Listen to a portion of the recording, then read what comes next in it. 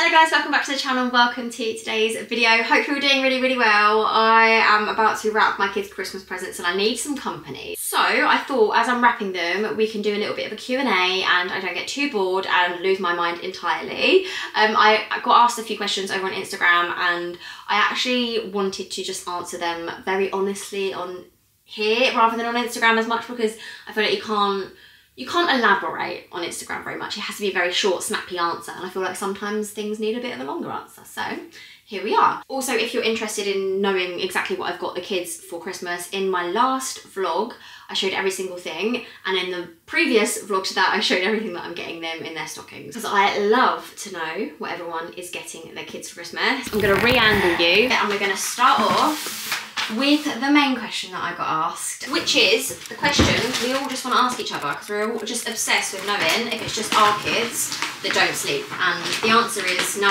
it's not just our kids that don't sleep.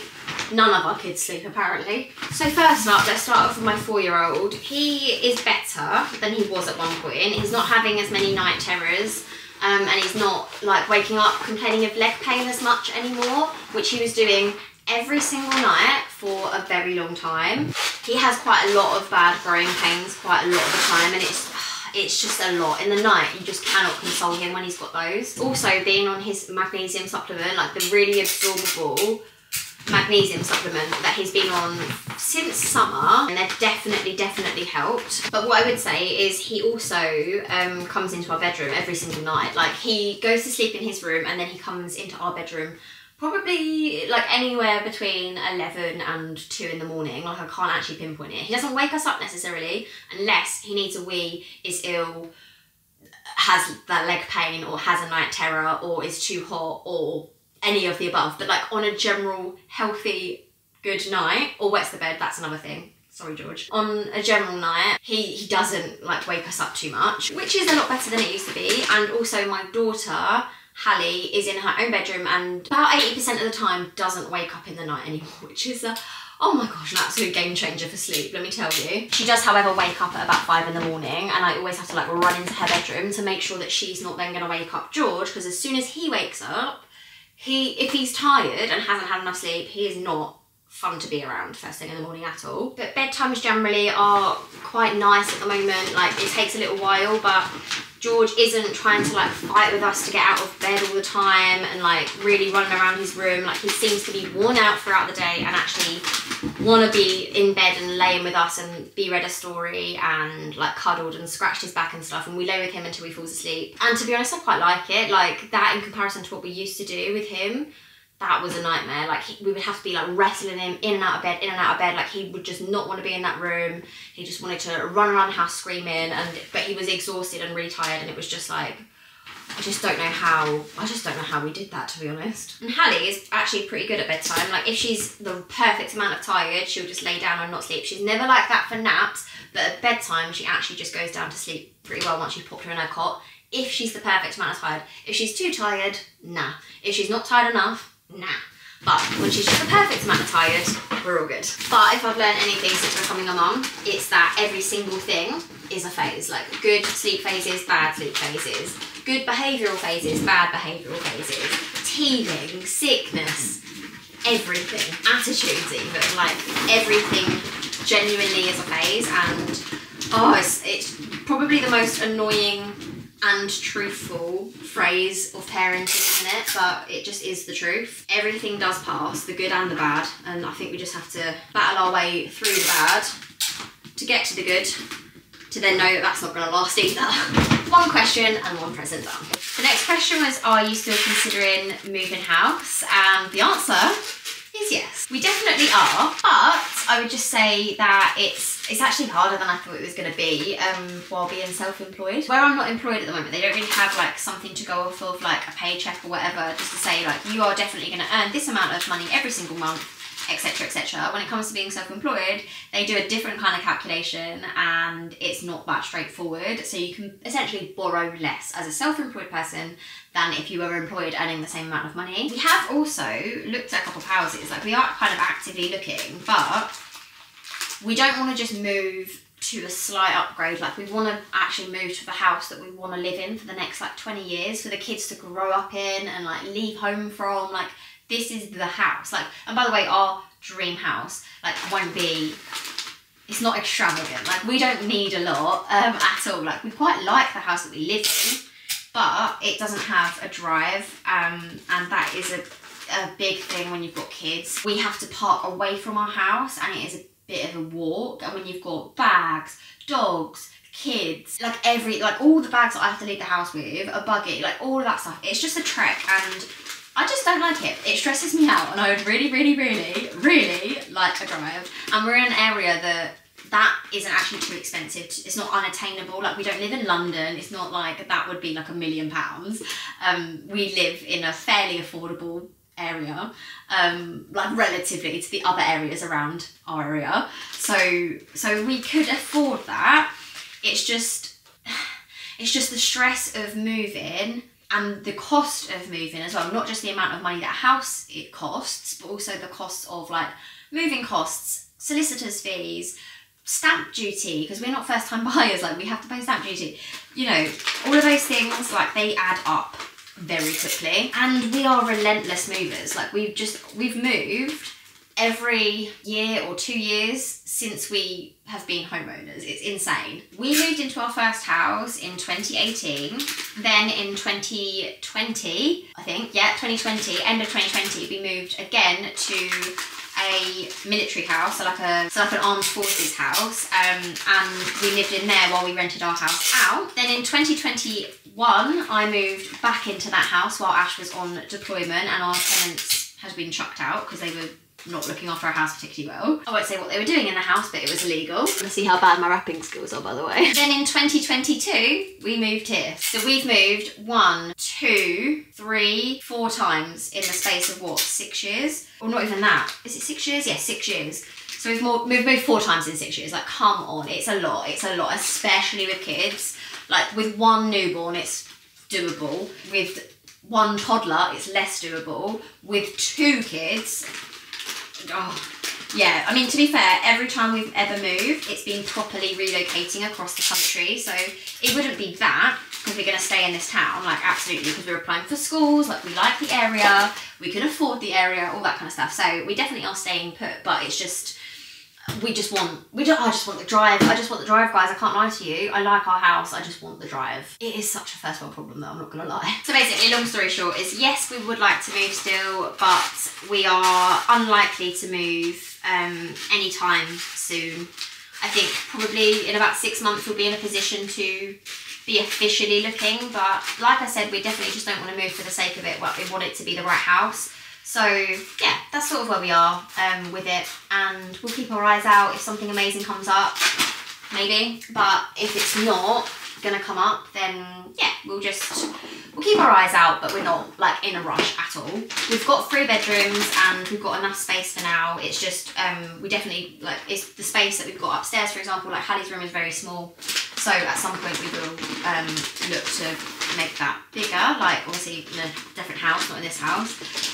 But we've got 3 bedrooms. We need 3 bedrooms. You know, that's kind of what we need. So we're trying to just be grateful for the space we've got, because we have got an amazing house, and we need to just remember that, even with the inconvenience of not having like parking near us. I'm not gonna lie, this is a lot harder to wrap presents and answer questions at the same time. A lot harder. But having mentioned schools, let's stay on that topic, because there was a lot of questions from other mums that are in the same boat as me, like applying for schools for this September. So George is going to be starting primary school in September 2025, and obviously I think it's the same across the whole of the UK. Maybe it's just England, I'm not entirely sure, but the application deadline for anyone that was born between September 2020 and August 2021, the deadline, I think that's the dates, double check that. The deadline for applications for primary schools is the 10th of Jan or 15th of January. Do it before Christmas, because then at least you're safe within the deadline. I have just actually put the application in.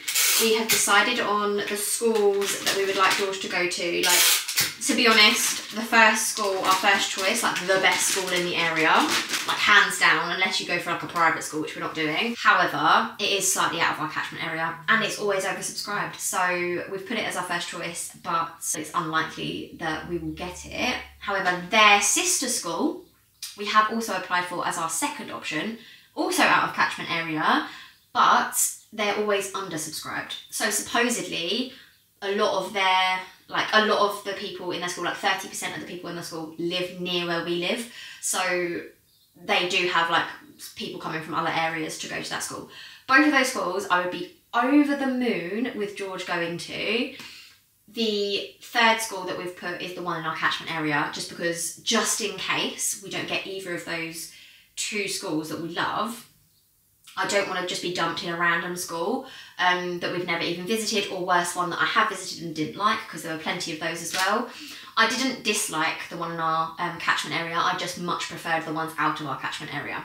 So they're the three that I've applied for. But yeah, I would be happy with George going to any of those. I think he's so ready for school. But anyway, yeah, I feel like I've been thinking about nothing else but schools recently. Like, it's been overtaking everything in my mind, but now we've applied, I know I've done definitely the right thing. Like, I've applied for the right schools for him. I was so umming and ahhing about whether to go for a big school or a small school, and what would like suit him better, like what would prepare him more for the real world. Like, so many people, there's like pros and cons to all things. Like, a small school is a lot quainter, like, and definitely for George, I think would suit him better now. However, like, I'm thinking about further in the future, like, is he just gonna get so overwhelmed when he comes to like actually go into secondary school, because he hasn't ever really experienced like that kind of thing before. I just don't know, and I still don't know, to be honest. But we've made our decision now, and yeah, I'm very happy with it, to be honest. So yeah, hope you're all doing okay with the school applications. And also, like I said, I can't even believe that I've got the opportunity to send my kids to a school in any way like the 3 schools that I've applied for. Like, he'll get one of those schools. I can't even believe that I'm able to give that to my kids, like the opportunity to go to schools like that, because the school I went to, let me tell you, like, no shade if you're one of the kids that came to my primary school, but it wasn't a good school. It really wasn't. The town that I grew up in, not a good town particularly. The town that I went to secondary school in, not a good town, not a good, particularly good secondary school. Although, like, it probably has changed a little bit now. I'm just so pleased and glad and like just proud that I'm able to like give my kids something different. They have the options, and I'm like, I definitely haven't gone for just like convenience, obviously, because like I said, they're out of our catchment. Like, we'd have to drive to them schools, or, you know, organise maybe a bus or something, and they're not going to be the easiest thing conveniently, and they're not going to slot into our day just like that. And the school runs will be a little bit more of a mission, but the actual schools themselves are going to be better. And I've just come to the realisation that I'll do that. Like, I don't care about the logistics, even though I probably will moan when it comes to it. I would much prefer a difficult school run, or like a longer school run and a better school. Like, I just would. I think ultimately, when it comes to like the kids, I'll kind of sacrifice anything, whether that's career, job, time, anything, like, I just will. And I never thought I'd be that mum. I thought I'd still be putting myself kind of, not first, but I'd be more focused on my career, and like, you know, I'm the parent, I'm in charge, I need to make money, that's how it kind of works. But to be honest, like, I've just been so far from that, and I'm just like a completely different parent to the parent I thought I would be. Not in a bad way or a good way, just it changes you, and I think you just go with it, don't you? Speaking of which, there was a question about work, like how that's all going, when I'm due to go back to work and all that stuff, and so I thought I would just update you on that. So as my like proper job, my proper employed job, I was a civil servant, and I then took a year off on maternity leave. I then also applied for a thing called special unpaid leave, which is extended leave after like maternity leave or adoption or whatever. So you can kind of do it for all different reasons. And you apply for it and see if they accept it, and my workplace did accept it. So I'm currently on that extended special unpaid leave period now. That is due to terminate in September. So when George starts school, that, like, I timed it so that it would be for when he started school that I would go back to work. However, I am now in the position where I have to decide, by like Easter time, what I'm going to do, whether I'm going to extend that and ask to do another year of special unpaid leave and stay on the books, as it were, but take an extra year off unpaid to do whatever I'm doing. So for example, obviously I'm making money through YouTube and Instagram, and that's all going pretty well at the moment, and I get to be around for the kids. I get to go to these like parents' days at nursery. I get to pick them up when they're sick at the drop of a hat. I get to spend time with my daughter, who is not in nursery full time, and she would have to be in nursery full time if I did go back to work. Obviously I get to have like my days off with George, who won't have days off when he like is at school. He'll be in full time. At the moment he's not in nursery full time either. He goes in like kind of school hours, but he only goes 4 days a week. So on the Friday, it's all three of us together and we do loads of stuff. We go to swimming lessons, all that stuff. But obviously when George is at school, that won't be the case. He'll be in 5 days a week at school. So I won't have that, but I will have that with my daughter still. The time, like she's only going into nursery 2 days a week, and I don't really want to up that.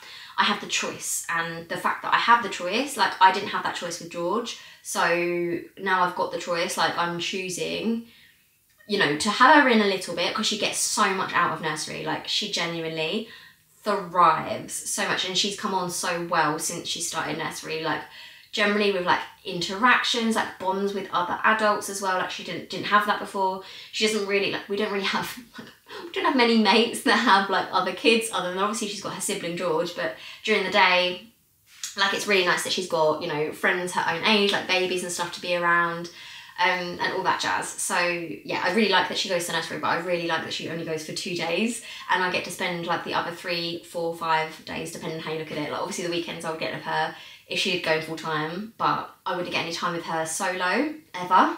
And I would really struggle with that, I think, because I obviously got that a lot with George because he was my only child. And now I really treasure the times that I have with the kids, like one-on-one, because it's just, you can just spend like really quality time with them. And I get that when Hallie naps with George. I would never get that with Hallie if she was in nursery full time and I was working again. So there's that. I also cannot stress enough, and I know that any other working parents watching this will know this, the stress of juggling a career that you have a boss and you have a team and there are people that rely on you on one side, and the same in your house. The stress of juggling that pressure on both sides is immense. The hats you have to wear as a mum generally, but then as a working parent, like, oh, it's just so much. It's so much. And I know that technically what I do, like I bring in an income, but I'm my own boss. I have the flexibility to do what I want when I want. Obviously, yeah, if I work with brands and stuff, there are contracts and there are deadlines and stuff, but oh my gosh, it's easy in comparison to what I used to do. Like I worked for ministers, essentially, writing speeches or briefing notes or whatever it might have been for ministers of government. Like, I'm sorry, it's stressful. This is not in comparison. As much as people might, you know, say, you know, you have to be your own boss and there's the juggle of obviously being a parent and a mum and everything, and then running your own business and all the back of house stuff is probably more intense than you might know, like in terms of like doing your taxes and your accounting and making sure you're all organised on that front, and emails and contracts and the legal stuff. Like there is a lot of stuff that goes behind it, and that's why I find it interesting, because it keeps my brain ticking. Like if I didn't have this, I think I would really struggle to not have something else that I'm focused on, but it's enough without it being too much. And I genuinely feel like now I'm in a place where I have balance. I just don't want to rock it. I don't want to rock the boat. And if I'm that lucky to be in a position where I don't have to, like financially I'm okay. Like don't get me wrong, I'd still probably earn like more money if I went back to work and tried to do YouTube and stuff on the side and tried to be a mum and tried to juggle all of that. But I just don't want to, and I think that's okay. Like again, the fact that I even got the choice is insane. I didn't have the choice when it was just George. I had to go back to work because I had to pay the mortgage, and I'm in a position now where I've built something, and I've built like a community on here, and it pays my bills, and like it blows my entire mind, and I'm so incredibly grateful. Like I'm getting emotional about it because like this is the dream, and I just can't like fathom why I would change that right now, unless I absolutely had to. So at the moment, I'm sure you can tell by my rambling, I'm leaning towards asking to extend it. They don't have to accept that though, so I don't know what I would do if it was declined. That's the only thing. But yeah, we'll cross that bridge when we come to it maybe. I'll let you know what happens when I make my proper decision and I get the feedback from work about that. But yeah, that's where I am. Another question I had was about Ash and I. So how is it going now that Ash is actually like fully at home and has been for over a year? Like, do you argue more? Are things like better than they were when he was in the army? By the way, love this wrapping paper from IKEA. Yeah, this question tickled me because yeah, we argue a lot more now that he's home all the time. Like, of course we do. We're a married couple. Actually, we're a married couple with kids. That's what does it. We literally never argued, ever, before we had kids. We genuinely, like, we were that smug couple that were like, oh, well, you know, you just need to talk about how you're feeling and like communicate properly and then everything's fine, blah, blah, blah. You have kids and you physically can't communicate because you've got screaming and crying and nagging in the background. It's hard work. Look, being a parent is hard. Being a parent that has to like respect another adult, also has a say in the matter, also like is important and has emotions and feelings and all that jazz. That's really hard because what I had to do before was solo parent. That was obviously, you know, I found that hard, definitely, but it was a lot easier in the sense of I called the shots, like I was in charge. I didn't have to like consult anyone else. I just did what I had to do. It was my house, my rules, my like decisions. If I couldn't be bothered to cook one night, I would just do like, you know, a little easy dinner for me and George, and it was quite simple. And also, to be fair, I am also comparing like what it used to be like when it was just me and George when I was solo parenting, and now I've got 2 kids and Ash. It's not like Ash just came back, it was like Ash and Hallie arrived sort of at the same time. Also, I've just realised, like, if you're a little bit newer to my channel, you might not know this, but basically my partner Ash, husband Ash, used to be in the army, and so he would work away an awful lot, and so he would go on deployments for like 6 months at a time. I would be on my own. Like when I was pregnant with George, it was lockdown 2020 and Ash missed the whole thing, the whole pregnancy. He missed the whole lockdown pretty much. There were subsequent lockdowns he was part of, but he was away on deployment in Estonia at the time, so he like wasn't there. So I lived with my parents, and that's when I started YouTube. Oh my god. Ash? Hello. That's really weird. I was just answering a question about you, and then you came into the door. I was like, oh god. I'm just wrapping the kids' presents. Wrapping George's? Yeah, I'm doing George's first. Do you like this wrapping paper? Yeah. So do you want to be in my video? I'm doing a Q&A. You can be behind the camera, you don't have to be on screen. You can sit behind and then interject.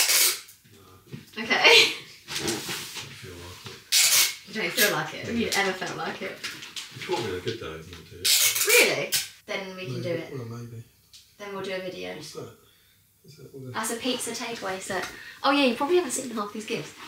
Because they've been under the bed and I wanted to show you. Pizza tape, it's good, isn't it? Yeah. These are all George's. Batman, Batmobile, Batman, Joker. This one's the Goo-Jitsus. That's Santa's gift, so that's the Hot Wheels set. This is the Carrera set. Okay, Ash just got back from work because we're going to this parents' Christmas Day thing at the kids' nursery, so I need to just finish wrapping up George's presents, and then I'm going to finish for today and then pick up tomorrow when I do Hallie's stuff. I did try to convince Ash to come and sit and answer some questions with me. Not on camera, because he doesn't like being on camera. He's not a fan of being on YouTube, which, fair enough, it's not to everyone's taste. But he, yeah, wasn't in the mood. He was just like, no, I'm not gonna do that. I did try though, He said if I caught him on a good day, then maybe, but today apparently isn't a good day. So yeah, I'm gonna finish wrapping this and then catch up with you tomorrow. We're gonna carry on with the Q&A. But anyway, yeah, I have actually just wrapped that last Christmas present of George's. So that's all of his done. I don't know about you, but it feels like every time I wrap presents, it seems like a lot less than before I'd wrapped. I've also just realised he's got several other gifts. He's got a couple of gifts in my mum's garage, and then gifts that my mum is bringing him as well from her, and then also from his other grandparents and all that jazz. Like, he's got enough. he's got enough. Let's just stop buying stuff now. Okay, it's the next day now and I've got all of Hallie's presents to wrap now, so we can continue with the Q&A. One of the questions I had was about making mum friends, like how do you make mum friends? The answer to that is I don't. Like, it's very hard. I don't know about you guys, but I don't really have I don't have a lot of friends. Like, I feel like all of my friends that I have, I've got like 1 or 2 friends that I've picked up from like random places, like whether that be a workplace or maybe one mum friend from when I moved to Lincolnshire, another mum friend from when I was down in Hampshire. Like, I just don't have like a lot of, like I don't have like an old like girl group. Like, I don't really have, you know, like really like old school friends that I'm still like in touch with really. I feel like we all just kind of drifted apart, we went in different directions, and obviously everyone lives in different areas, and it's just hard, isn't it? Like, unless you know, grow up in a town and are still friends with all the people that you went to school with and then all have kids at the same age and all that kind of stuff, I think it's quite hard, especially if you're not working, to make mum friends, I guess. Because to me, like, work is where you make friends. Like, I don't know where you're supposed to be meeting friends other than that. One thing I've definitely got better at over the past like 6 months or so, I would definitely say, is like making mum friends from nursery. So like being really friendly at, you know, pick-ups, drop-offs, that kind of thing. Trying to have like a little natter about whether, you know, if the kids are getting on and stuff, like talking about what they've done and all that kind of thing, organising play dates, and yeah, I've really enjoyed that actually. When it came to like all the baby groups and the toddler groups and stuff, I've never liked them, and I've really tried. I've really tried to like them, but I just don't. I don't think the kids really like them that much. Like, my kids don't really like them that much, and I just feel like I'm doing everything that I do at home, but in a hall full of other women that don't really talk to me, and I'm just like, why am I here? I feel like everyone kind of knew each other already, felt really cliquey, and I know that a lot of people say that, but God, it's true. Like, that's how I've always felt in most baby groups that I've ever gone to. Other than one I went to when I lived in Lincolnshire, it was like a military wives one with like the kids, and it was really nice because everyone already kind of knew, like, we're all just living the same life here. Like, we are all getting dragged around the country from pillar to post by our husbands. It was usually like the wives that went rather than the husbands, and we all kind of had that common thing as well as being mums. It wasn't just the fact that you had a baby the same age, it was like because we were all military, and it kind of, I definitely made some really good friends there. For me, the times that I have made like the best kind of relationships with other mums, it's definitely just being honest about how freaking hard it is sometimes. And I feel like other people appreciate that, especially if they're feeling the same. Like, one of the mums I've met in nursery has just had her second, well, I say just, like a few months ago, had her second baby, and I could just see her in me when I was talking to her. And I was like, girl, like, do you want to go grab a coffee? Because this is a lot. Like, having 2 kids is a lot. And when I first had Hallie, I struggled so much. It was so hard. And I literally saw every single thing that she was battling with trying to get a toddler in and having the baby in the car seat and trying to get through the doors at nursery. And she just looked so tired and like stressed, and I was just wanted to pick her up and give her a cuddle. So I did that like metaphorically with a coffee at soft play. And it was lovely. And then we've done that so many times since. And I just think the real relationships are the ones that I'm here for. Like, I'm just not here for all the fake, false, like trying to keep up with each other, trying to do the better thing, trying to make sure that your kid is better dressed than that kid, or they have the best bike, or the best toys, or they don't use iPads, or they don't use screen time. So yeah, real people. I feel like it's hard to come across sometimes though. I also find it weird because obviously I do like YouTube videos and Instagram and stuff. I find it weird when people know that I do that, like, and I know them in real life. Like, it freaks me out a little bit, I can't lie, because I feel like they know me before I know them, sort of thing, and it is a little bit weird, like a bit odd, but kind of comes with it. Like, at the end of the day, sometimes it is just like a bit of a barrier, and then it means that people can be like really brutally honest with me about stuff, how they're feeling, and it kind of breaks down that barrier a little bit, and you can kind of get conversation going, and just a bit more of a real conversation rather than all the surface level stuff. I did have a few questions about how everything was going with George on like the behavioural side and the emotional side and like the potential ADHD or whatever. But to be honest, I think I've made the decision, well, I definitely have made the decision, I'm going to talk about that less on the internet. I just feel a bit icky about it, to be honest. I feel like it's his life, and he, you know, if I've ever like been talking about it to someone and he's been in the room, I can noticeably see that he doesn't like it necessarily. Like, he likes it when I talk about him positively, obviously, like all kids do. But as soon as if it's a challenging like topic, I'll never ever like be, you know, mean or rude or anything like that about him. But if it's a challenging topic about behaviour or things that he might have done or things that he could get embarrassed about, basically, like, he actively doesn't like it and he asks me not to, like, he asks me to stop talking. And I just think, like, yeah, of course, like, why would you want me to share all of this? So I'm basically just going to take a step back from that, like, generally with George stuff, especially as he's getting older now. But ultimately, look, being a parent is hard, isn't it? And that's what I've always tried to show, like, on my channel and stuff. Like, it's not always sunshines and roses. It's obviously the best thing that we've ever been able to like do in our lives. Like, I genuinely love, more than I could have ever imagined, being a parent. I love it so much. There are so many amazing things about it, but it is really tough, and I just want to be able to share the reality of that from the mum's perspective, rather than sharing loads of stuff about my kids specifically, like their struggles and stuff. It's different when it comes to, like, you know, how a baby's sleeping or how a kid's sleeping or something like that. But there are definitely things that I feel like I've overshared and I regret sharing. So yeah, you live and learn, definitely. But going forward, I'm just going to talk about it less. Ultimately, he's getting the support that he needs at nursery. I'm trying to recreate that support at home. Like, an example of that isn't like, it wouldn't be oversharing for me to tell you this.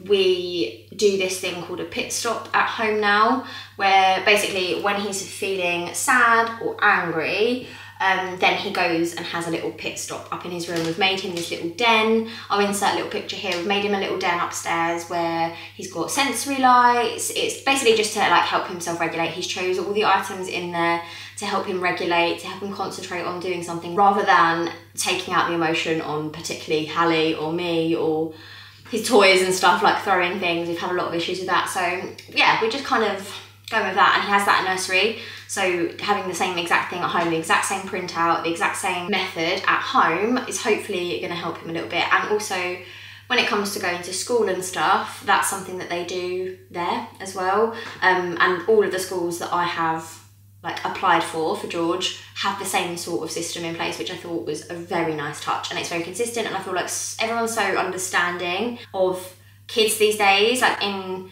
like early years and everything. And I just think that's just amazing. And it's just, I'm learning so much as a mum about how to be the best mum that I can be for him.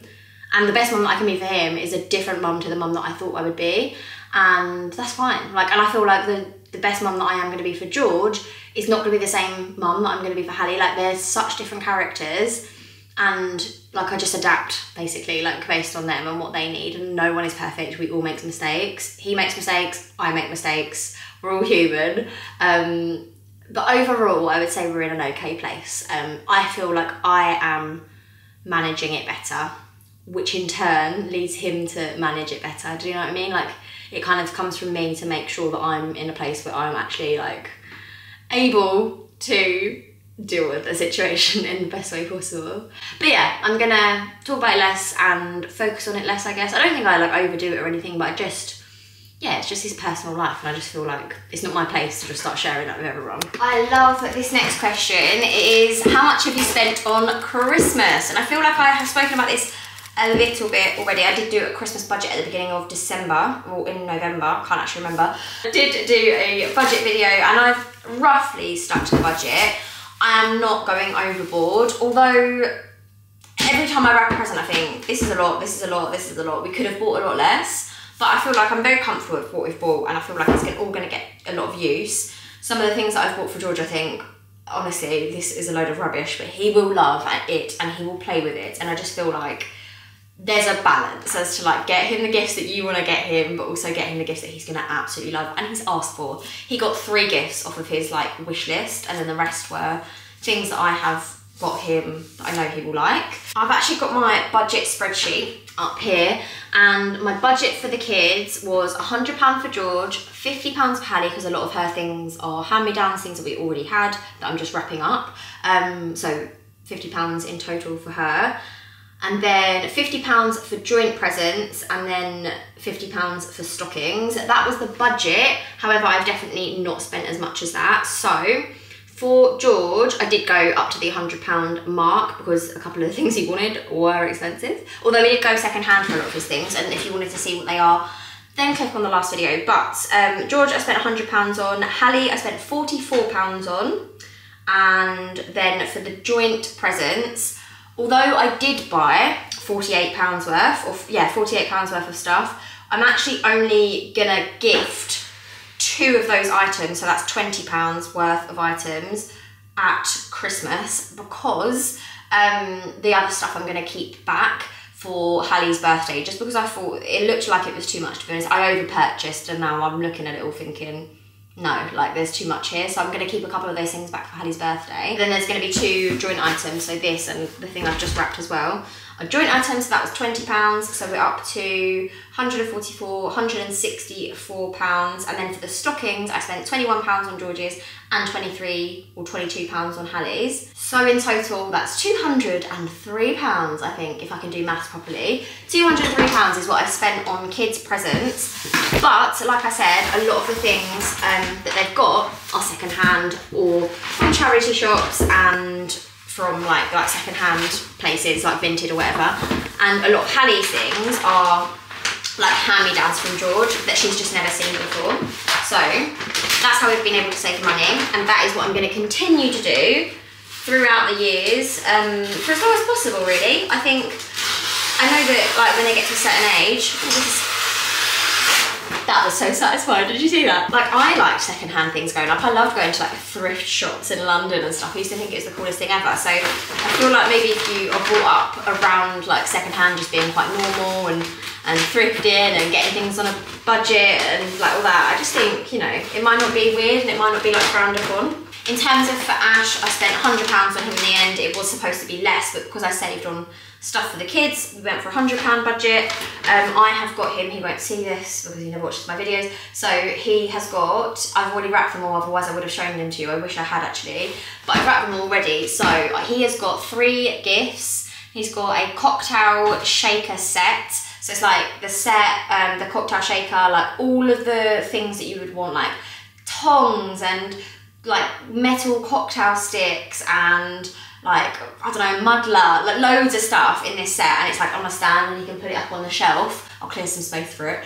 And that's his cocktail making set. He's got loads of odds and sods in there, but he never uses them because it's all just everywhere. And like, it doesn't have some things and does have other things that kind of don't go, like collected over the years. So this he's gonna really, really like. And then to go with that, I also got him like a cocktail in a box set. So it's like, it makes up 4 cocktails. Oh, the 3rd gift was a box of like, it's like a hamper sort of thing to make sushi and kimbap, is that what it's called? But yeah, it's got like chopsticks in, seaweed, rolling mat thing to make the sushi rice, sushi vinegar, like all of the stuff that you would need, obviously other than the fresh ingredients. So yeah, he's got that, and then it's got like noodles and some other Korean-y things in there. So it's like a mixture of like Japanese and Korean stuff. He loves that kind of food, so do I, and he's very good at cooking, so it's a little treat for both of us. So food and drink gifts is definitely the way to my man's heart, like absolutely a winner. But they're quite specific to him because he really does like Japanese and Korean sort of Asian food and cooking, and obviously cocktails. I mean, he's an absolute fiend for them, so hopefully he can make us some nice ones on Christmas Day. And then for the other adults that I've bought for, like my mum, my dad, mum-in-law and granddad, £50 each. Solid, easy number, and it's not over the top, but it also is a gift because we've got quite a small family, like on my side anyway, we've got a very small family. And I'm like the youngest. Well, I'm not, my kids are the youngest, I always forget about them, but we've got a very small family, so yeah, we've only just done like nice little gifts for each other, otherwise no one would get anything. And then on Ash's side, we've done Secret Santa, which is perfect because his side of the family is huge, and to buy for everyone and everyone to buy for each other's kids and stuff would just be crazy. There's not really any kids on my side of the family other than my 2, so yeah, everyone everyone just buys our kids loads of stuff, which is great, but yeah, it does end up being quite a lot. So yeah, on Ash's side of the family, we just do Secret Santa. Then for the food, we have set a £150 limit. However, we're definitely going to go over that because Ash has bought meat from the butchers. We're going to do beef for Christmas Day instead of turkey because turkey's just not that good and it's such a rip-off. Like the amount it costs for the taste. I just think, no, let's just get topside beef and it will be delicious and we'll love it so much more and we'll have all the trimmings with it. So that's what we're doing. Don't come for me if you're a turkey lover. Beef is the best meat. When Ash cooks it, it's just so nice. It's so sublime. So yeah, he does all of the cooking on Christmas Day as well, which is a winner for me. Because Ash has gone to the butcher's to get a load of stuff. I actually wrote down my Christmas Day menu. So I'm gonna tell you what we have on Christmas Day because it's very easy to overbuy because everything looks so amazing in the shops. But for the actual day of Christmas, this is what we have. We have breakfast, for drink, we have tea, coffee, OJ or Bucks Fizz. Got all of those things. So I've got Prosecco and orange juice already. Tea, coffee we've always got. Then for breakfast, a late breakfast, we tend to have eggs royale or eggs benedict, which is smoked salmon on toast, thick, nice toast or a muffin, but we're going to do thick brown bread this year because my mum prefers brown bread. Cream cheese on the bottom and then smoked salmon on top. I like smoked salmon, some other people like ham. We've got both. Poached egg on top with hollandaise with cracked black pepper on it. It is going to be so good. Slice of lemon all over the top. Amazing. And that is kind of our starter for the dinner that we'll have later, but rather than having it all in one sitting, we kind of space it out across the day. And then for our lunch, we're going to have roast beef instead of turkey, potatoes, carrots, sprouts, pigs in blankets, stuffing, Yorkshires, gravy. The sauces will be horseradish, béarnaise, cranberry sauce, all of it, all in the middle. Have what you want, no rules here. Love all of that. Really nice bottles of wine. My mum's already bought those for us, which is perfect. She got it from a really posh little wine place. We've got one red, one white, and we've got a Chablis for the white, which is my favourite white wine. I love this so much. And then this one, I've never heard of it, but it's French, Bordeaux. It's called Margot, I think. Yeah, whatever that is. Apparently, it was very expensive, so happy days. We're gonna have two really nice bottles of wine, one red, one white, and then we'll do another bottle of red and white, but cheaper ones. But luckily, where I've got my mum and my dad come in, my mum, like I said, has already bought a bit of wine and stuff. She's going to bring a load of presents for the kids, and my dad is going to, or he's already given me some money towards the food shop, so I'm very grateful for that. I think all in all, if I'm totally honest, if I'm brutally honest with myself, the food for Christmas week, Christmassy party food / the actual day, all of that jazz, is probably going to come to about £200 because Ash has bought a pistachio panettone and I don't know when he thinks we're eating that because we have Christmas pudding on Christmas Day, which we've also got. We've got Christmas pudding with either brandy butter, double cream, luxury custard or ice cream, of course. So you've got options in this house, but we've got all of that. He's got a panettone in there. Ridiculous amount of crackers. We've got J2Os coming out of our ears. We've got so many things. So yeah, we've got a lot of food basically. And then also after dessert, we'll have obviously our cheese board with all the crackers. I've got these cook in the oven camemberts with a wreath around it where you dip all of that in. Oh, it's gonna be amazing. And then obviously say all the chocolates, crisps, all that jazz, nuts and stuff. So I feel for me, for the adults, Christmas is about the food, and then for the kids, Christmas is about the presents, and then all of us coming together and that all just being the chaos of Christmas is the thing that I enjoy the most. Since having kids, it's just amazing. So yeah, we spent a lot of money on the food, but I said, everyone's chipped in and we've gone a bit extravagant on it because at least we're all going to be together and we're just going to have a lovely time. We all really enjoy good food, so that's what we've probably spent the most money on. So already, food and all the gifts, I think we're probably at about the 700 mark. Am I right in saying that?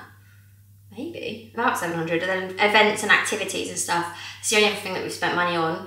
And we've probably done about £200 worth of activities and stuff in December. Some are still coming up. We're going ice skating this weekend because we were supposed to go last weekend, but everyone was ill, so we reorganised it thankfully, and we're going this weekend.